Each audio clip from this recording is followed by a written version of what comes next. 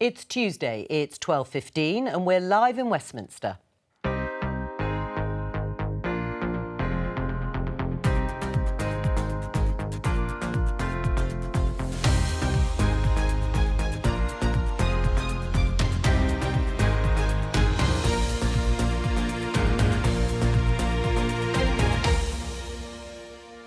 With me today, Conservative MP Paul Bristow, Liberal Democrat MP Wendy Chamberlain, political consultant and former number 10 Director of Communications Katie Perrier, and former Labour MP and now a non-affiliated peer Kate Hoey. Today, is Boris Johnson losing the support of his party? The ayes to the right, 272. The noes to the left, 246. The government's majority is slashed over plans to reform social care in England. It capped a difficult day for the Prime Minister after that speech. You lost your notes, you lost your place, you went off on a tangent about Peppa Pig. Frankly, is everything OK? More than 25,000 migrants have crossed the Channel in small boats this year. Conservative MPs voiced concern. We told the people at the referendum, us Brexiteers, that we would take back control. It's clear that in this we have lost control. And the woman who led the vaccine task force says civil service groupthink is putting Britain at risk. Is she right?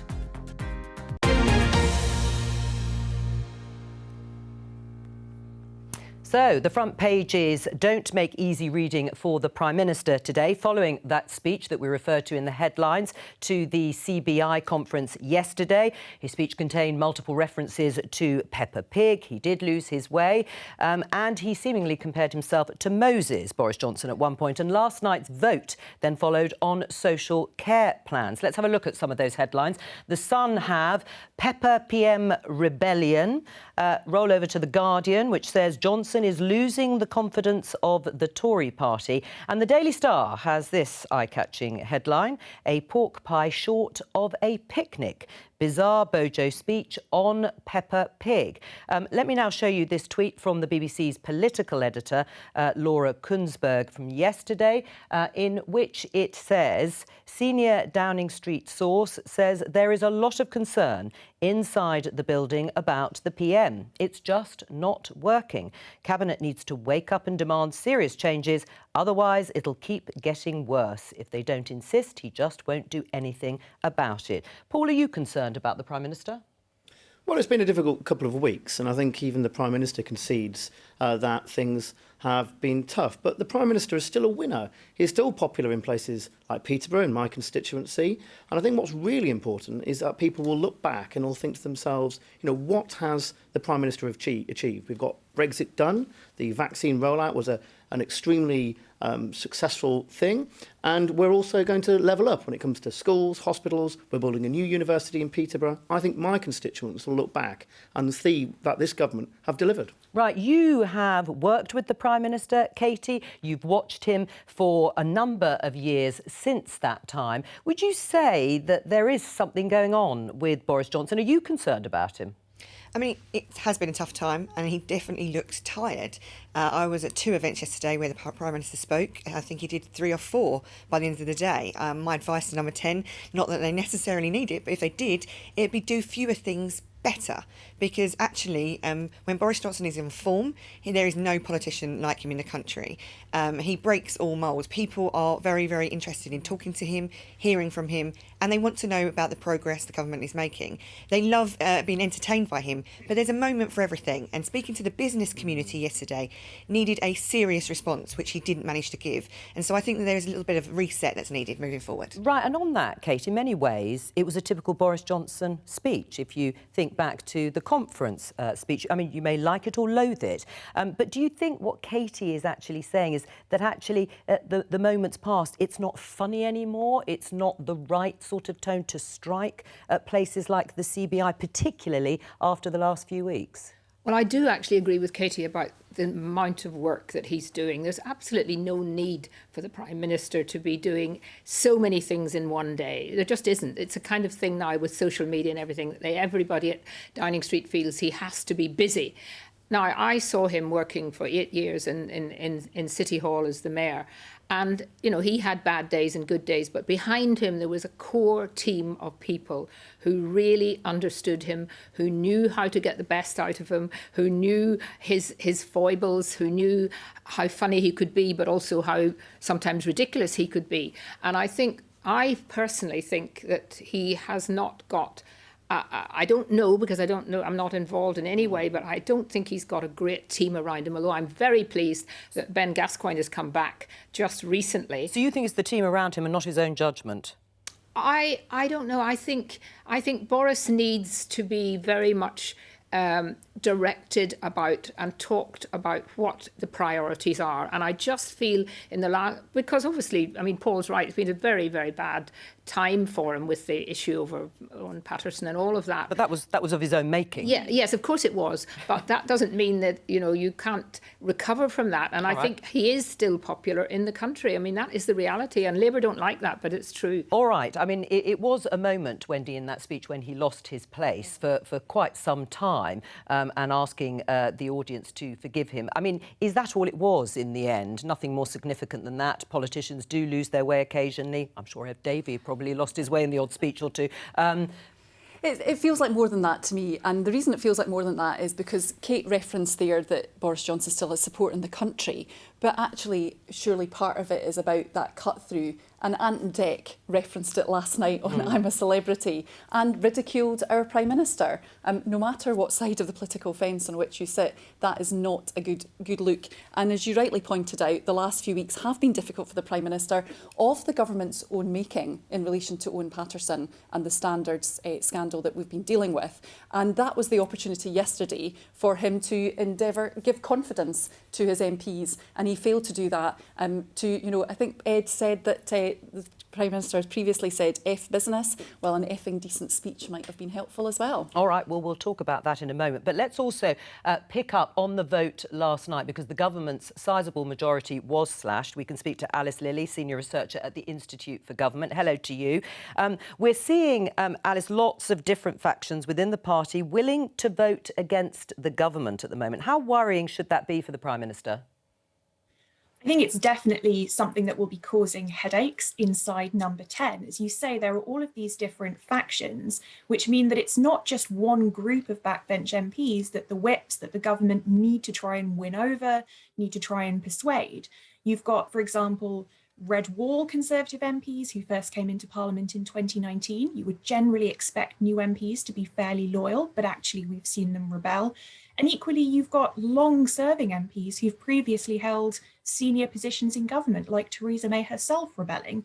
You've also got backbench MPs from across the different sort of factions, different ideological wings of the Conservative Party rebelling. So that makes it very difficult for the government. In terms of an MP that crosses the Rubicon and votes against their own government for the first time, once you've done that, does it make it easier to do it again?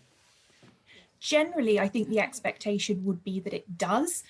If an MP rebels, it just becomes a lot easier once they've already broken that link, once they've already gone against their whips. It does generally become easier for them to do that again. It's not something that MPs tend to do lightly, but once, as you say, they've taken that step, yes, it does tend to get easier. And so something the government needs to watch out for is a bit of a snowball effect of MPs becoming even more rebellious. All right, Alice, stay with us. You said yes, as I put that question there to Alice, Kate, because, I mean, there is historic precedent for this, isn't there? And actually, I have to say, I'm quite pleased those Red Wall seats rebel on certain things if they really feel that that is not in the interest of their constituency. I mean, the government has a majority of 80.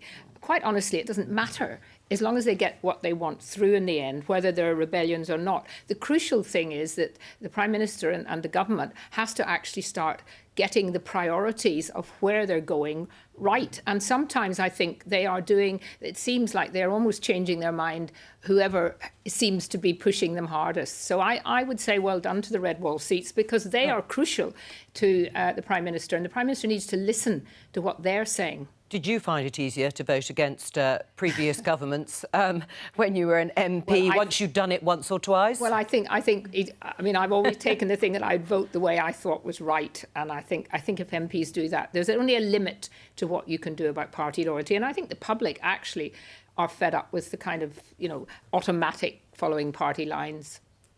What do you think about that, Paul? Do you think it would be easier if you vote against the government, that it is just that little bit easier, whether or not the issue is the most important to you because of what you've seen over previous weeks, whether it's to do with sleaze or breaking promises to the railways? Well, I don't think it's a bad thing that MPs have their own independent viewpoints and their own minds. I don't think that's a bad thing at all.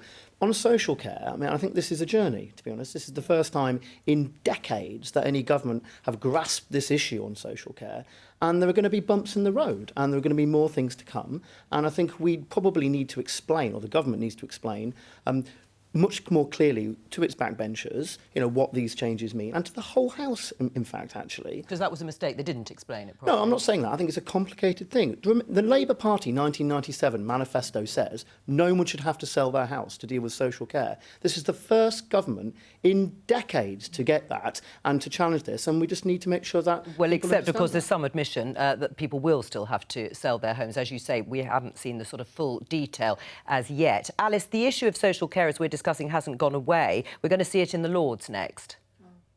Yes, that's right. So this piece of legislation now goes to the Lords. It's worth remembering, for all that we focus on government defeats in the Commons, that government defeats in the Lords are something that are becoming increasingly common. So that will not be easy for the government either. We might see members of the House of Lords decide to change aspects of this bill, having seen what's happened in the Commons. It's, of course, also possible that the government might try and make some changes in order to stave off a potential future rebellion. But either way, any changes that are made in the Lords will then have to go back to the Commons for approval, and that could again prove to be quite a tricky moment for ministers. Alice, thank you very much. How will you vote, Kate? Well, I really would have to look at the detail. I think Paul's quite right. It is really complicated. But what I think the public will actually welcome on this bill is that for the first time, somebody's doing something about it. It may not be right, and I think there are problems about the lower paid people and lower income people. Well, people I would with like to less see some valuable kind of assets. I think it should be a sort of percentage. So if you've got a big house worth 2 million, you pay 5%, and if it's a small house, you've paid. I think there's a way of doing this that would be fairer, but I'm not an expert on it. All right, let me just show you something a former Conservative leader, William Hague, has written this morning, in which he says that the Boris Johnson government is not in terminal decline. It just makes it look as if it is. Katie, would you agree with him? There are days, definitely, where it looks like that. I think William Hague also said that if you lose your place in a speech, you've got to wing it. You've got to have the ability to get through it.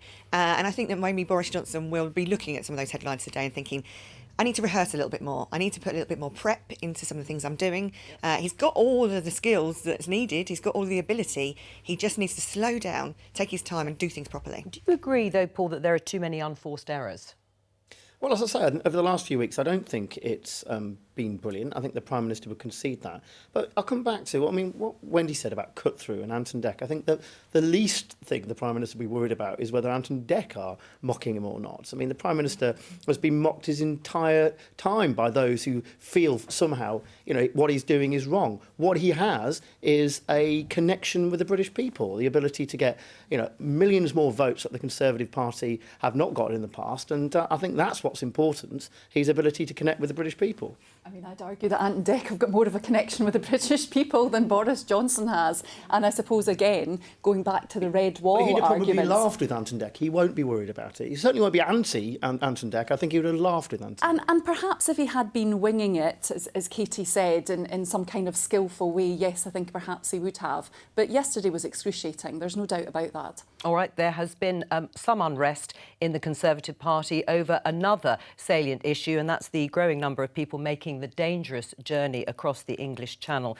in small boats. We've covered it quite extensively on Politics Live. Well, yesterday, the Home Secretary was challenged in Home Office questions. Let's have a listen to the Tory MP, Edward Lee. We told the people at the referendum, us Brexiteers, that we would take back control. It's clear that in this we have lost control. If you tell If you tell the most desperate economic migrants in the world that we will provide a free border service, taxi service across the Channel, we will never deport you, we will put you up in a hotel as long as you like, is it any wonder that more and more come?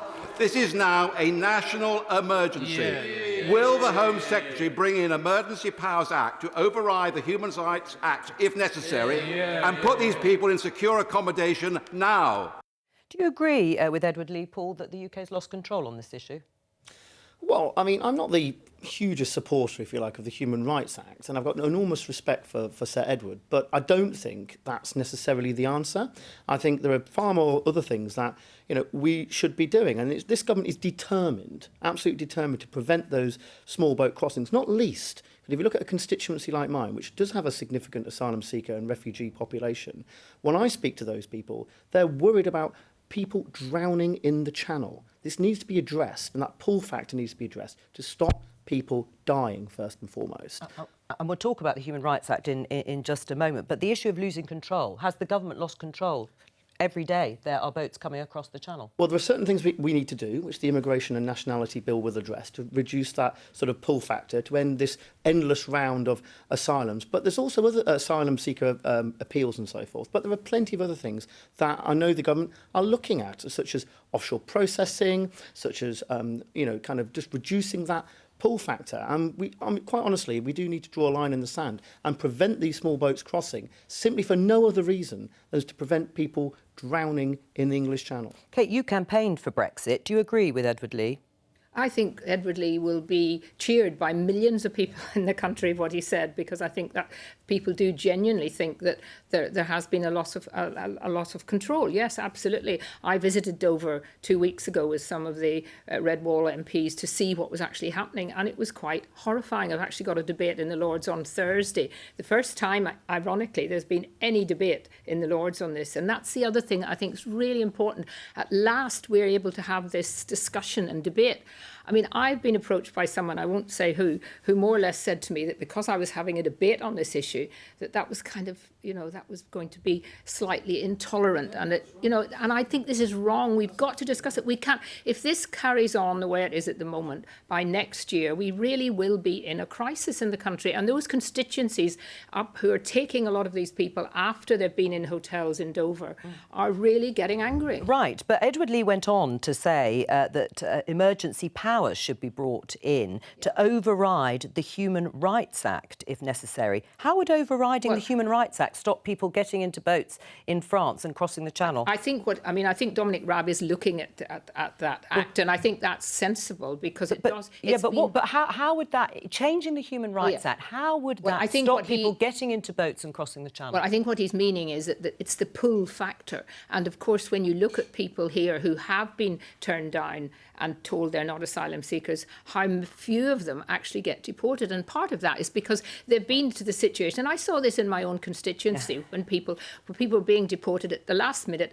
A legal lawyer making a fortune comes in, and the new act that's going through, which hasn't come to the Lords yet and will probably get, decimated by some of the Lords, but it's actually going to only allow one appeal. And I think that's very, very sensible. Wendy?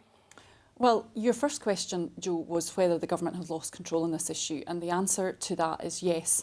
Paul has rightly pointed out there are people dying in the Channel. People are dying in the Channel because the government has taken away the safe passage of people coming to the UK. To the year to June 2021, there has been a 4% decrease in the number of people seeking asylum. But there are more people crossing the Channel. So what that tells you is the same number of people are coming, but the government have taken away those opportunities for them to come. 98% of those people on those boats are coming seeking asylum, and less than 10% of them are turned down. We have a proud history of being compassionate, and what the government have done is, in moving itself from the EU, has failed to renegotiate Dublin agreements, etc., which means that we are now in a position where they are throwing anything at the wall, whether it be offshore processing processing, etc., see if it stick. And what I also would say is being a Scottish MP representing a Scottish seat, that I am keen that all parts of the UK take on support. Because your part of the UK hasn't actually got that many asylum seekers being housed, has it? There's been some bickering between Holyrood and Westminster in terms of that, but I know, and I'm in contact with my local authority in terms of what they are doing and encouraging people to do that. Paul, you were shaking your head while Wendy was speaking. Well, that's right, because the only compassionate thing to do to prevent these drownings in the Channel is to close off this route and stop enriching these people smugglers. What's so important is that these people, who, when they land on, these vulnerable people, when they land on our shore, need to understand that they won't succeed if they take that journey. If they understand that they won't succeed, they won't pay the people smugglers, they won't risk their lives, and they won't land on the English coast. That's what needs to happen. That's the compassionate, tolerant way of doing it. And I said that over 90% of those people who come do successfully seek asylum. So the reality is that they can come, they can get support. I think the other thing that you're saying there in terms of people smugglers is that bit of potentially these people have no say about where they go or where they're taken to. And often they're trying to reunite with family who are already in the UK. I would just say it might be helpful if you went down and actually looked what's happening, because one of the things that we discovered, and the Border Force were very clear about it, the communication with the French beaches is amazing. Every single young man coming in knows exactly what to say. The first thing they say when they say, "Why are you here?" Whatever, I'm claiming asylum. They're all claiming asylum. It is just and the processes have to go through, Kate, for them to be processed. Wouldn't you send the person in your family, who the single young male who is most likely to make a successful crossing in the first place? Again, this comes back again to failures from a foreign policy perspective, that we're seeing people coming from Afghanistan, Iraq, Iran. There are consequences. People are not coming from prosperous, settled places. They are coming because they're desperate. And I think we have lost sight of that. All right, well, can I just put two things? Because there are issues that are being conflated. One is about deportations. And again, it comes back to what would the Human Rights Act do, which to some extent the Conservatives have been promising to introduce for years. What would that do to stop migrants, the pull factor, stop migrants getting into boats? It wouldn't. Look, I mean, I think there are several things that we can do to try and reduce that pull factor. I think ending this repeated asylum application process, and that's what the legislation going through Parliament aims to do, to try and reduce that pull factor. But we need to look at what happened in Australia and learn some lessons of what happened there. We don't have the virtue of an offshore processing centre like Vanuatu, like they had in Australia. So I'm not suggesting, we do that. It's going to be much more difficult. But we need to learn the lessons from Australia, because ultimately they had thousands of people drowning outside of Australia, people really suffering as a result. And if we're not careful, if we continue this sort of liberal, they're only coming over here because they're desperate and all the rest of it, enriching the people smugglers, we're going to have the same situation. There is nothing liberal or tolerant about that. Right. I mean, Katie, listening to this, I mean, people will say talking about changing the Human Rights Act or scrapping it is just a PR exercise. It never actually happens. We never see the detail of it. And no one can actually point out clearly how this would change the situation. What does Boris Johnson really need to do about this issue? Because he's reported to us, said he's made it one of his top priorities. Well, much like what was discussed earlier around adult social care, the fact that he's taking action on this issue will be really important to him and voters, because that's what focus groups keep on saying. But focus groups are also very conflicted on this issue. On the one hand, they don't want to see the large numbers that are arriving at our shores, because this is only an island. We can't cope with that many people that are coming to us. But at the same time, they also want these people treated fairly. They don't want to see people just left in the sea drowning. They don't want them to be locked up in terrible conditions. And they don't like it when they come from a member of their community, one of their own, in the way that we saw in Scotland earlier on this year, where the community got together and said, absolutely, you cannot remove families because they are part of our community. And it shows that integration can work. And I don't think that the debate around this issue, I'm a bit worried that it could get very, very toxic very easily. And I agree with Kate earlier when she said that we really must have a grown-up debate, cross-party, hopefully, debate about this issue to move forward with some concrete proposals, because because otherwise we hide behind the accusations of people who either don't care or don't want to be welcoming to people. And I think there's a middle ground here. Right. What about the issue of councils across the country being asked to do more, to take more asylum seeker children, particularly who arrive in the country unaccompanied? Are you calling for your council, for Peterborough Council, to do more? Well, I'm very proud of Peterborough City Council, actually. Peterborough has been a destination for refugees and asylum seekers for a significant period of time. I count the Peterborough Asylum and Refugee Community Action Association as one of my supporters and one of my friends, and we work together, especially on the Afghanistan issue, about bringing asylum seekers over. But I think the community in Peterborough would be absolutely behind me when I say the way to get asylum seekers the judgment that they need and the liberty that they need is not through enriching people smugglers coming over the English Channel and risking their lives. This route needs to be closed off, and we need to say no more to small boats coming over. I mean, how would the Lib Dems break the business model? Well, part of the point that Paul is making there is about the people smugglers, and I think we're all probably rightfully in agreement there that we want to deal with that issue.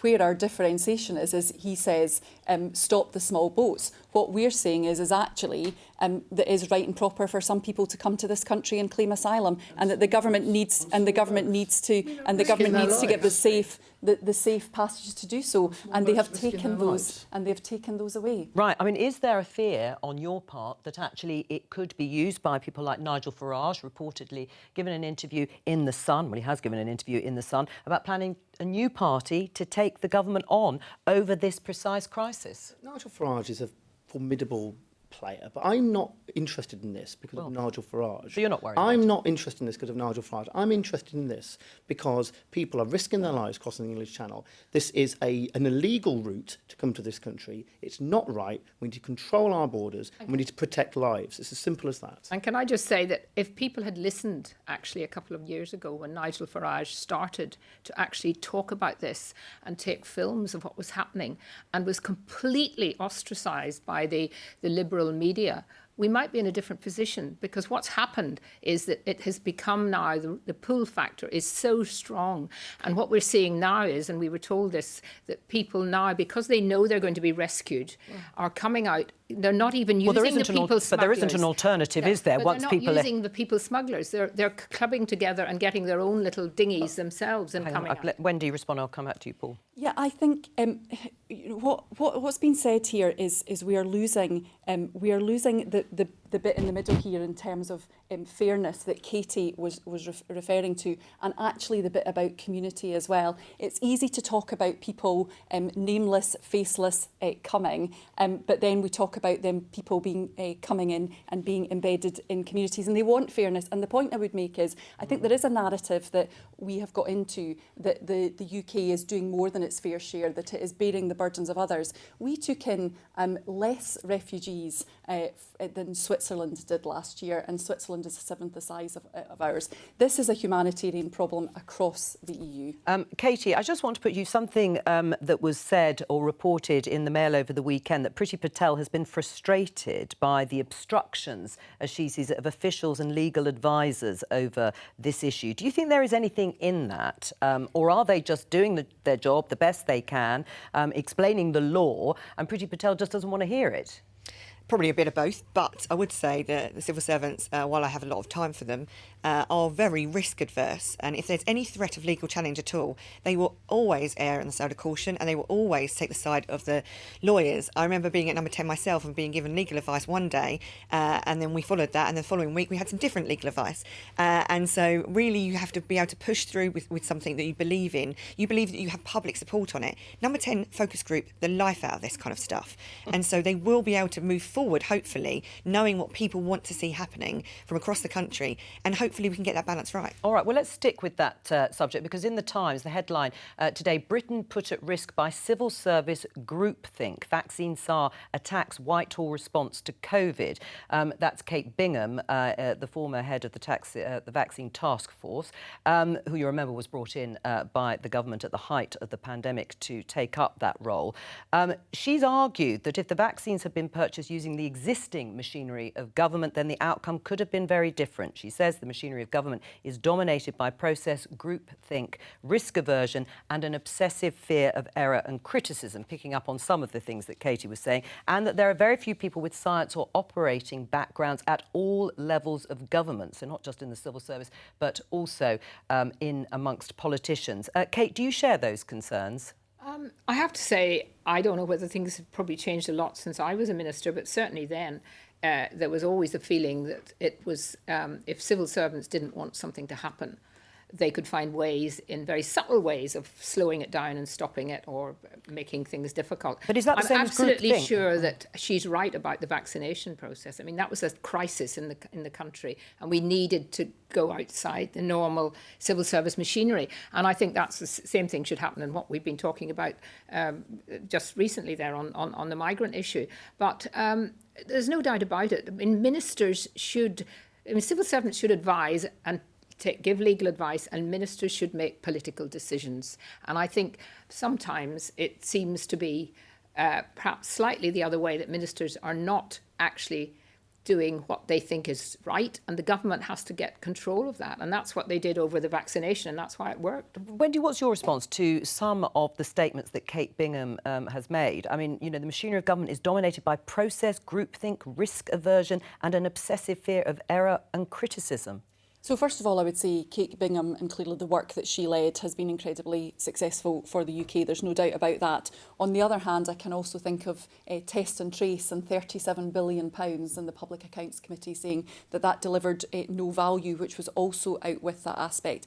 The other bit for me is I think there is a little bit, Katie touched on it, that was her experience as well. I think there is a bit around, and I'm saying this as a former police officer, that we've seen some criticism of the police service of being risk adverse, open to, I think it was described as institutional corruption in the Daniel Morgan report earlier this year. And part of that is thinking about protecting the organisation first, rather than necessarily doing the right thing. And I wonder whether we are in a situation now where these are civil servants coming in for long-term careers, whether there is a bit of need to diversify how we think about recruitment, how we think about churn, because that's obviously the same from a police service perspective as well, of people joining as constables, going up the ranks, and then there's some criticism about a sort of, dearth of leadership. So I think clearly we need to do that. But what I would finally say is, who's responsible for that from a civil service recruitment aspect? It's the government, and they haven't done something about it. I would assume, for example, that in the previous tabletop exercises about a pandemic, that the need to bring that scientific expertise was probably on the table, and it wasn't acted on. Right, well, ultimately it is the government in the end that has responsibility. Would you agree with that, if they're going to try and change groupthink, as Kate Bingham calls it?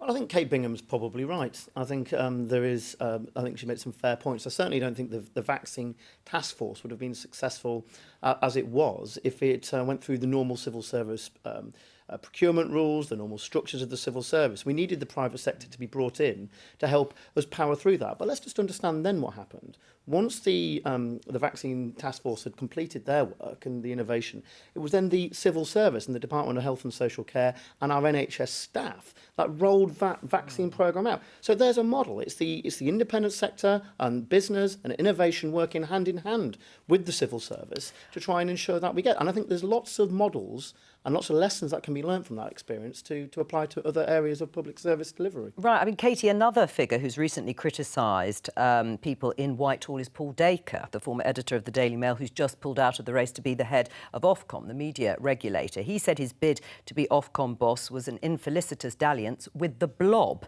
and that anyone with convictions that aren't liberal left has more chance of winning the lottery than getting a big public sector job. Do you think that's fair? I think that whole application was doomed from start to finish, actually, for a variety of reasons. It's very, very badly handled by the government and probably not brilliantly handled by Mr Dacre himself. But I think that's slightly separate to one person claiming that they're a victim of that kind of blob or groupthink. It's very different from the overall approach. I do think there needs to be much more entrepreneurialism, innovation and creativity in the civil service, that there needs to be consequences in terms of leadership for not delivering, and real opportunities, and that might be financial, but it also may be in terms of the people that we hold dear in our country, the ones that we send to the House of Lords or we give honours to, are the people that completely outperform, and we should hold them in high regard and learn about them and know about them. And at the moment, it seems to be that they don't come through. And if you are any really good, then you will hop it over to the private sector double quick, because you're valued so much more there than you are within the civil service. And something I think the country can do about that. What did you make, though, Kate, of him saying that the liberal left is too prominent, or liberal left thinking is too prominent in Whitehall? Well, one of the things, and I can't have a programme and not mention Brexit, Jo, but one of the things that I used to say... Don't let me stop you. I used to say during the referendum campaign was that our civil service have become so reliant of 40 years over working so closely with the European Union. Everything was checked out, everything was part of that whole thing, and that this was going to be a real wake-up call when we left, because now the civil service have to actually take responsibility and not, so much of what we did over those years, if something went wrong, it was the EU. And usually it was, but it wasn't always. And I think now we're in a different situation, and, the buck has to stop. And ultimately, this is an opportunity now for the Prime Minister and for the government to actually really make a difference to how we recruit, who we bring in, what their background has to be, and all of that. And I think there is a little bit of it. The civil service on the whole hated the fact that we have left the European Union. And I think they're all still coming to terms with that. Wendy? I think putting it down to leaving the European Union is but I think but it is back round to that bit of the fact that portfolio careers are, I don't know, Paul, what you did before you came into Parliament, but I did a number of things, and we've been saying of late in relation to MPs that that's a very good thing. We need to think about how we expose our civil service and other public sector organisations to a broader range of thinking, and move from length of service being a precursor to moving up to the next level. There's no doubt about that. That's what future society demands. Right. Do you think there is a liberal left thinking in Whitehall that prevents people on the right, like Paul Dacre, from getting jobs like that? Well, I think there's certainly an element of groupthink within certain elements of the public sector. I think what Kate said earlier about risk averse, I think that's absolutely right. I remember on a number of occasions I wanted my own local authority in Peterborough City Council to be a little bit braver when it comes to closing down off licences that are selling alcohol or cracking down on various different things. And there's always a risk of legal action. And it's always, it seems to me, a civil service or a government or a local government lawyer suggesting and telling people why we shouldn't be doing things. So I think there is a culture there. But I don't think it's irredeemable. I think bringing in people from the private sector, like Kate Bingham, working hand in hand with all the good people in the civil service who are focused on delivery, and that could be a way forward. Right, before we move on, I mean, the last thing that Kate Bingham says in the article is that it leaves the UK exposed to future threats like another pandemic, which she warns could be more deadly than COVID-19. I mean, that is obviously an extremely scary thought. Well, absolutely. I mean, we obviously clearly identified through previous pandemic testing and exercising that there was a risk. In fact, I'm pretty sure within the private sector, a pandemic would have been at the top of people's risk registers, but there was a failure to take action.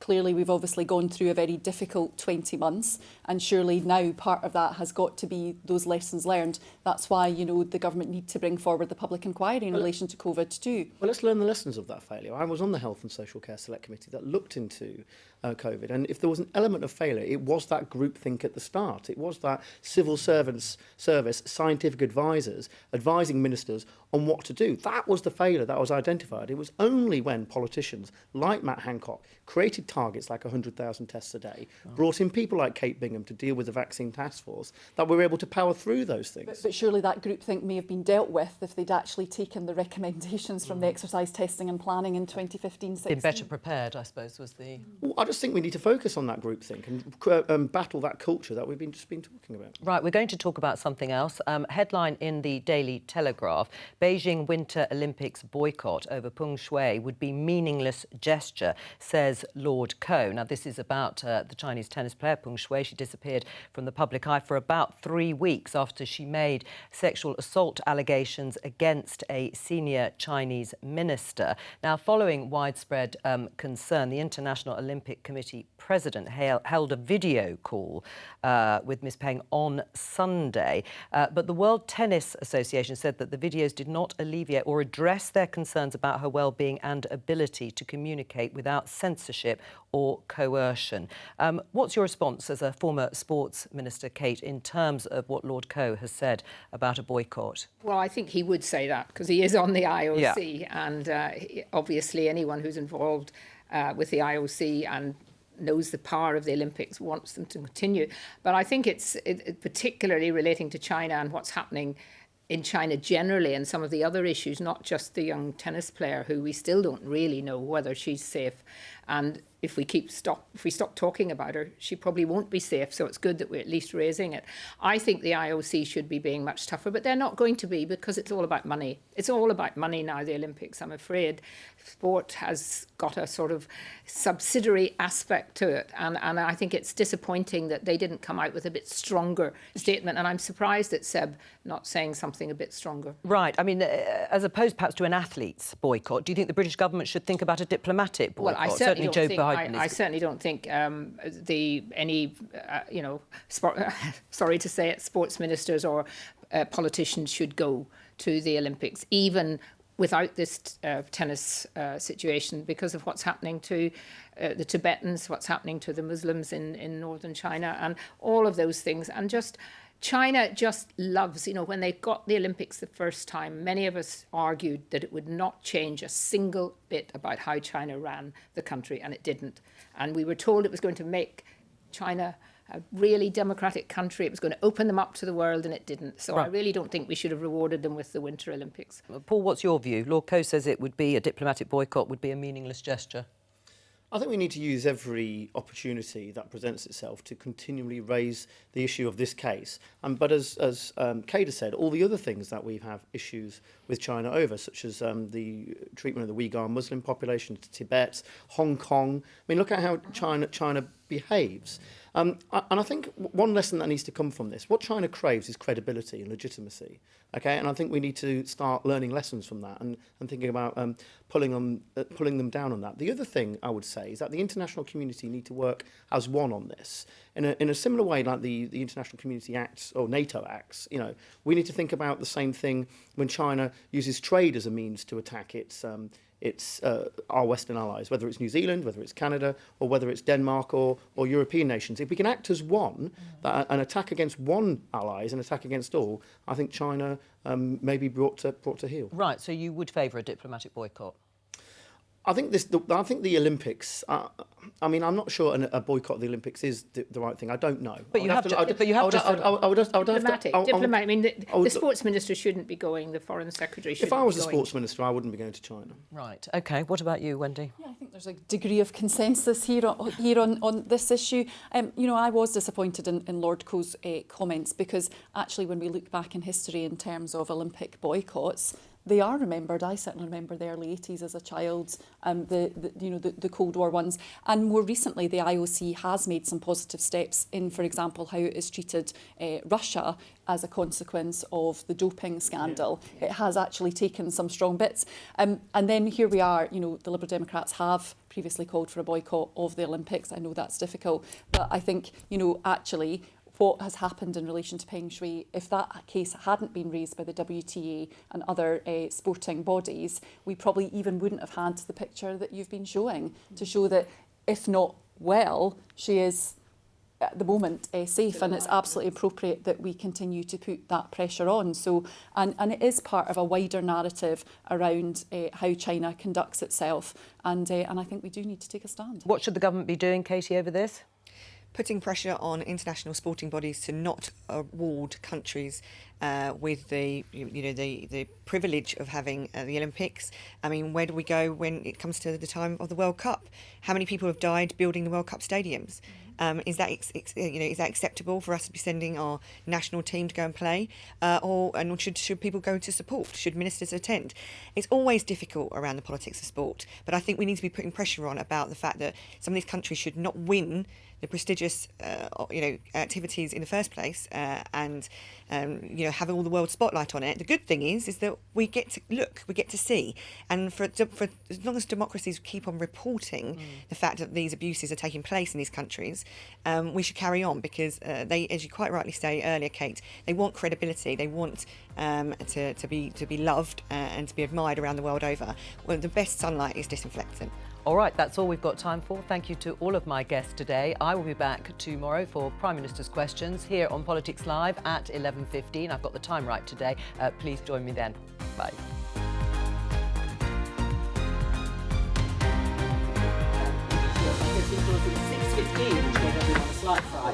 This morning, either very early or very late. Thank you very